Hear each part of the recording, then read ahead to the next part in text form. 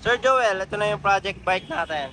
Kinesis TX529 Limited Edition. Napaka-pogi na ito, sir. Ayan, oh. Maraming salamat sa pag-avail at pagtitiwala dito sa Pops Bike Shop. Mga nagpapapild sa amin ng mga taga Cebu, big time. Tignan nyo naman, tinidor niya pa lang presyo na ng isang buong bike. And Fox 34, naka-Jore XT, straight group set, brake set, shifter, ayan, RD, sprocket, crankset. Tignan nyo naman yung crankset niyang pogi. Sa chain, in-upgrade natin ng gold para terno sa combination ng project bike natin na black and gold.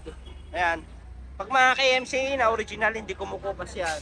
Naka-silvering pedal, Sagmit short stem, Sagmit handlebar, Sagmit seat post, Pops Pro saddle, Pops Pro handle grip. Siyempre, gold combination bar and cup, gold seat clamp. Yan, pati dito sa may ano natin, gold. Eh no, kasi black and gold combination natin, tinerno natin sa frame. Siyempre ito yung malupit dito. Yung frame natin na TX529 na limited edition. Ayan. TX529, napakaganda, unique yung paint niya to. Ito yung frame na pwedeng 29 tsaka 27, pasok through axle, boost type. At ito yung port niya, ganoon din, 27.5 plus 29.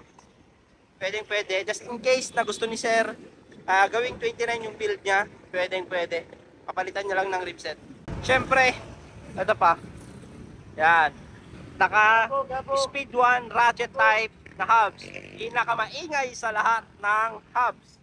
Naka pillar spoke pa, baby. Yan, Pops Pro 2 rim. Ito yung latest natin na minimalist, black and gray. Yan, ito yung malupit pa. Front and rear, naka Ice-Tech rotor. Pogi, oh. Yan, Ice-Tech rotor. Front and rear yan, ha. 180. Parehas 180 yan.